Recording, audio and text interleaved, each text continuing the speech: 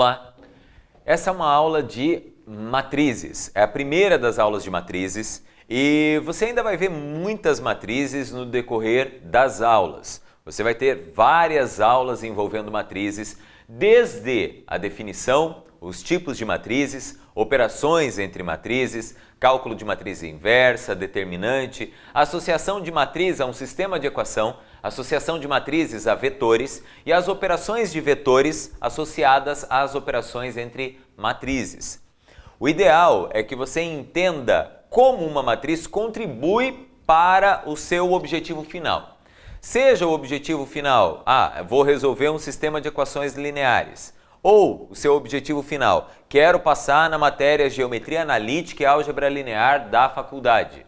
Independente de qual seja o seu objetivo, de qual seja o seu foco, aprender matrizes, entender como essa estrutura se comporta e quais são as operações que eu posso resolver, que eu posso fazer entre duas ou mais matrizes, entender as matrizes é fundamental para o desenvolvimento do seu objetivo. Quem mexe com tecnologia, quem gosta de transformações lineares, quem gosta de computação gráfica, quem gosta de algumas coisas mais vinculadas à área de programação mesmo, provavelmente já deve ter visto a linguagem de programação matricial. E, querendo ou não, simples ações em animação gráfica, só um exemplo, simples ações em animação gráfica são interpretadas ou entendidas com linguagem matricial. Você pode pegar a linguagem matricial e associar a um determinado movimento de um personagem, sem que isso atrapalhe ou sem que isso apareça na tela. Tá tudo por trás do movimento, então tem muita matemática por trás da tecnologia. Se você tem um foco em tecnologia, aprender matrizes não é opção. É o seu objetivo, pelo menos por enquanto, né? Você vai aprendendo matrizes e depois você vai vendo as associações que as matrizes podem ter com as coisas que você quer fazer. A maioria dos materiais trata matrizes como tabela, mas uma matriz não é uma tabela. A matriz está longe de ser uma tabela, mesmo porque, como eu disse, nós vamos associar a matriz a um sistema de equações. Vamos associar uma matriz a um vetor. E eu não posso falar que um vetor é uma tabela. Então, como a forma da matriz é semelhante à forma de tabela, às vezes nós vamos falar que é uma tabela, mas não é uma tabela, tá? A interpretação vetorial de matrizes me impede de dizer que é uma tabela. O que é uma matriz então? Matriz é uma estrutura com números ou letras. Você não tem elementos geométricos geralmente numa matriz, mas você pode ter matrizes dentro de uma matriz, mas isso você vai ver só na faculdade. Você tem uma estrutura em que a posição de cada um dos seus elementos faz diferença no resultado final. Seja para rotacionar um determinado objeto, seja para transladar um determinado objeto, seja para que você encontre a operação inversa desse objeto, dessa ação, mas cada um dos números dentro da matriz ou cada uma das letras dentro da matriz tem a sua importância e tem o seu significado. E já que tem o significado pela posição, eu devo classificar uma matriz de acordo com a posição dos seus elementos. E as posições dos elementos são dadas tanto em relação à linha que ele ocupa, quanto em relação à coluna que o elemento ocupa. Caso eu determine uma matriz, essa é a representação geral de uma matriz, um colchete. Alguns materiais preferem usar parênteses, dá na mesma. Eu não posso usar só barra vertical, porque barra vertical depois será aplicada para determinante. Mas por enquanto, a ideia de usar colchete é a mais agradável, tá? Apesar de ficar meio tortinho assim, mas tá valendo. Esse elemento aqui ocupa a primeira posição da matriz, mas eu não vou chamá-lo de 1. Eu vou dizer que é um elemento que ocupa a posição da coluna 1 e da linha 1. Então o elemento que está na linha 1 e coluna 1, também não vou dizer L1, C1. Eu vou colocar A para identificar o elemento e o índice desse A vai dizer onde o elemento está. A1, 1, diz que o elemento está na linha 1, coluna 1. A1, 2 diz que o elemento está na linha 1, coluna 2. A1, 3 diz que o elemento está na linha 1, coluna 3. E assim por diante. Se eu quisesse os elementos na segunda linha, eu colocaria A2, 1, porque eu estou na segunda linha e estou na primeira coluna. A2, 2 para um elemento da segunda linha e segunda coluna, A2, 3 para um elemento da segunda linha, terceira coluna e assim por diante. Na terceira linha, todos os elementos começam com A3. A3, A3. Se está na coluna 1, todo mundo termina com 1. Coluna 2, todo mundo termina com 2. Coluna 3, todo mundo termina com 3. E assim por diante, independente de quantas linhas e quantas colunas a matriz tenha. Só que, do jeito que tá porco pra caramba, né? Afinal de contas, eu não sei nem até onde vai essa matriz. Vai até onde? Vai até o infinito? Não vai até o infinito. Eu tenho que determinar que essa matriz é um ente fechado. Em algum lugar aqui estará fechado, vai parar em algum lugar. E se vai parar em algum lugar, eu vou dizer que essa matriz aqui tem M colunas. Ou N colunas, que é o comum, que é o que você mais vai encontrar em livros. Tem N colunas. Se os elementos da linha 1 todos eram escritos como A1 alguma coisa, em especial, esse último elemento é da forma A1 alguma coisa. Na coluna 1, todos terminavam com 1. Na coluna 2, todos terminavam com 2. Na coluna 3, todos terminavam com 3. Na coluna N, todos terminam com N. AN, A1N, A2N e A3N determinam os elementos finais das três primeiras linhas. Só que eu não tenho só que fechar a matriz para lá, eu tenho que fechar ela para baixo também. Como eu já disse que eu tenho N colunas, eu vou ainda dizer que essa linha aqui é a linha M. Então eu vou dizer que tem M linhas. Na linha 1, os elementos eram A1 alguma coisa. Na linha 2, os elementos eram A2 alguma coisa. Linha 3, A3 alguma coisa. Agora eu tenho a linha M. Então eu tenho AM alguma coisa, AM alguma coisa, AM alguma coisa, AM alguma coisa. Na coluna 1, todos terminam por 1. Na coluna 2, todos terminam por 2. Na coluna 3, todos terminam por 3 e assim por diante. Até que na coluna N, todos terminarão por N. Então, tá lá a minha matriz genérica. Percebam que essa matriz tem M linhas e N colunas. Surge um novo conceito, então. O conceito é chamado de ordem de matriz. Ordem de matriz é essa relação entre linha e coluna. Nesse caso aqui, se a matriz Mzão, essa matriz aqui, tem M linhas, como nós definimos, e N colunas. Então a minha matriz tem M linhas e N colunas. Então, nossa, que tão feio. Então, nossa senhora, tá horrível, mas você entendeu. Então, dizemos que a ordem de M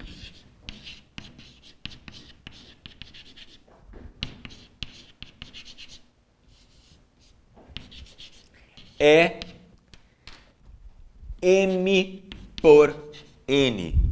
Esse M por N indica a ordem da matriz. Então, uma matriz que tem 3 linhas e 2 colunas é uma matriz 3 por 2. Vem comigo aqui. Caso eu tivesse uma matriz A, assim, 5, 1, 4, menos 3, 0 e π. Sim, são todos números, tá tudo bonitinho ali. Então esses caras aqui, eles determinam uma estrutura com 3 linhas e 2 colunas. Se tem 3 linhas e 2 colunas, A tem ordem M por N.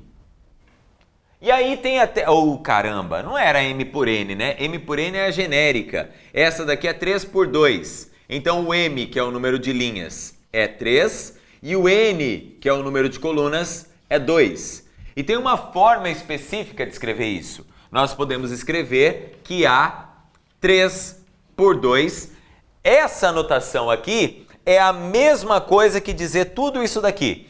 A tem ordem 3 por 2, ou ainda dizer A tem 3 linhas e 2 colunas. Tá tudo sintetizado aqui, tá? Então, isso daqui é a notação que nós vamos usar a partir de agora. Todas as vezes que aparecer esse termo aqui, você vai entender que é o número de linhas, a primeira informação, e o número de colunas, a segunda informação. Sempre o mesmo padrão. Então, M por N sempre terá número de linhas, M linhas, e N colunas. Isso é uma estrutura matricial. Em momento algum, o fato da disposição dos elementos ser parecido com uma tabela interferiu, atrapalhando ou ajudando, independente, mas não interferiu na construção da matriz. O ideal só é que você entenda a existência da matriz e o comportamento da matriz de acordo com os números que estão dentro dela. Claro que eu preciso não só falar da matriz assim. Às vezes é mais importante, volta aqui comigo, é mais importante dizer quem é esse elemento aqui. E se eu quero falar do elemento, eu não preciso montar uma matriz inteira para falar do elemento. Às vezes eu posso descrever só o elemento. Então, em especial, há uma outra forma de representar essa matriz M aqui, que é de acordo com o que eu preciso. Estou falando da matriz inteira. Vou falar de determinante da matriz, M. Vou falar de somar duas matrizes, A mais B. Vou falar de multiplicar duas matrizes, A vezes B. Tudo bem. Isso você usa o nome da matriz. Agora, eu quero um elemento específico da matriz. Então eu paro de falar isso, ou paro de falar da matriz e passo a falar dos elementos. Quando eu quero isso? Quando a matriz tem alguma característica especial. Aí eu começo a falar mais dos elementos do que da matriz, do valor nominal da matriz. Em especial, eu posso me referir a essa mesma matriz assim. A, I, J. O que é esse IJ? Volta lá no que eu quadriculei aqui, ó. A, 2, 3. O I é a linha que o elemento está. E J é a coluna em que o elemento está. Dessa forma, esse AIJ é um elemento genérico, é um elemento qualquer, é um elemento da linha I e coluna J. E como eu garanto que isso é uma matriz? Eu coloco um colchetão aqui, ó, para dizer, olha, são os elementos genéricos de uma matriz. E como eu garanto que vai ser do tamanho que eu quero? Simples. Eu coloco a ordem da matriz aqui. M por N. O que é isso daqui? AIJ é o elemento genérico. Elemento genérico da linha I e coluna J. Isso é uma outra forma de representar matrizes. Ah, mas como que eu vou saber qual das duas eu vou usar? A pergunta é sempre a mesma. Você está interessado na matriz ou no elemento? Se você estiver interessado no elemento, escreva assim. Se você estiver interessado na matriz, escreva daquele jeito. Ah, mas como que eu sei se eu estou interessado na matriz ou no elemento? Experiência.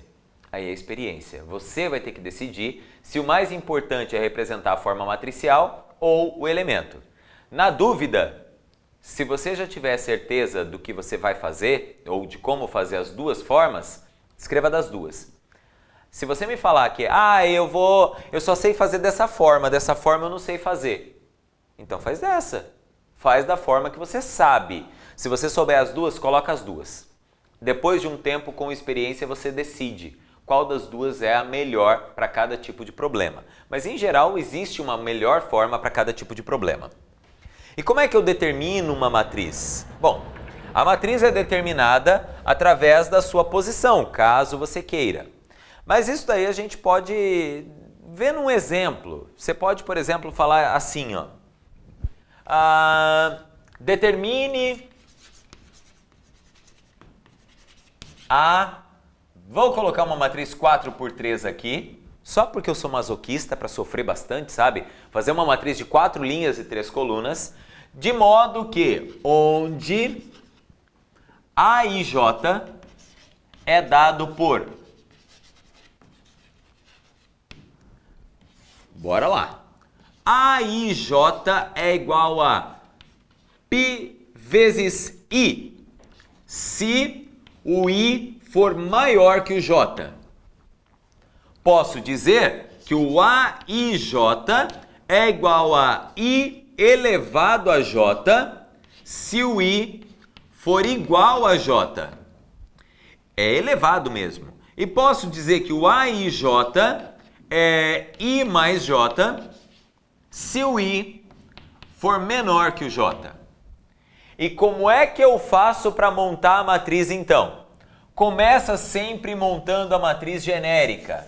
Monta a matriz genérica, determina já quantas linhas ela tem, quantas colunas. Essa matriz tem 4 linhas e 3 colunas, então ela tem A11, A12, A13. Acabou aqui. Por que acabou aqui? Porque essa matriz tem 3 colunas. Se ela tem 3 colunas, então ela vai só até o elemento A13. A21, A22, A23. A31, A32, A33. A41, A42, A43. Essa matriz tem só 4 linhas, então acaba aqui também. Essa é uma matriz genérica, tá? E o que eu faço com essa matriz genérica? Olha na regrinha que foi lançada aqui e aí a gente vê o que a gente faz. Aqui está dizendo que se o I for maior que o J, quem é o I? Olha na regrinha aqui, ó. I é a primeira informação, J é a segunda. Eu estou perguntando, quando o I é maior que o J? Ou seja, quando o primeiro cara é maior que o segundo? Aqui não, aqui não, aqui não, aqui é. Vou fazer um quadradinho laranja também. Aqui não, aqui não, aqui é. Aqui é. Aqui não, aqui é igual. Aqui é e aqui é. O que eu faço quando I é maior que o J? O elemento é π vezes o valor de I. Então o elemento aqui... vai ficar fora do padrão, né? Vamos fazer um branco aqui para ficar bonito. Ó, padrãozinho. Aí eu boto o elemento em laranja.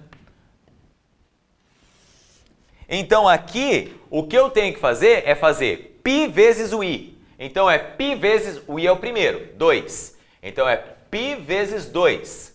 Aqui é π vezes o primeiro. π vezes 3. π vezes 3. π vezes 4. π vezes 4. E π vezes 4. Essa foi a regra que ele mandou usar. Então tá lá, seguimos a regra do jeito que ele mandou. Depois, deixa eu buscar um amarelinho aqui, aguenta aí. Parará, parará, parará, faz de conta que eu estou aqui ainda. Opa, voltei. É I igual a J. Vou fazer uma bolinha amarela onde o I é igual a J. Aqui o I é igual a J. Aqui o I é igual a J. Aqui o I é igual a J. Então, se aqui o I é igual a J, qual é a regra que eu tenho que usar? Eu tenho que pegar o I e elevar a J. Então, o I elevado a J. A11 é o I elevado a J. 1 elevado a 1. A22, 2 elevado a 2. A33, 3 elevado a 3. Usei a regra. E aí falta só a regrinha do I menor que o J. E quando o I é menor que o J, o que eu faço? Eu faço I mais J. Então o I é menor que o J aqui, aqui e aqui. E o que eu faço é somar. 1 mais 2, 1 mais 3, 1 mais... Oh, que 1 mais? 2 mais 3. Agora é só resolver o que você tem ali. É só conta agora. 1 elevado a 1 é 1. 1 mais 2 é 3. 1 mais 3 é 4. 2 vezes π é 2π. 2 elevado a 2 é 4. 2 mais 3, 5. 3 vezes π, 3π. 3 vezes π, 3π.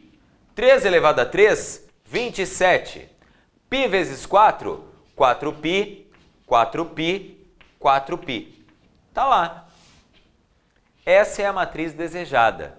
É assim que você determina uma matriz a partir da estrutura dos elementos. Então eu digo como são os elementos, você segue a regra e vai montando a matriz de acordo com o que ele manda. Ele mandou que fosse daquele jeito. Se ele mandou ser desse jeito, separa os elementos. Ah, mas se ele não tivesse separado? Se ele não tivesse separado, você usaria uma regra única e acabou. Mas, em geral, ele separa com 2 ou 3 sentenças para que você tenha um pouquinho mais de trabalho, ok? Eu vou dar uma apagada aqui no quadro e eu vou voltar com tipos de matrizes. É meio que um decoreba, então cabe a você no máximo uma anotaçãozinha ou outra. Eu só quero mostrar para vocês como uma matriz interfere depois, na hora de ser citada.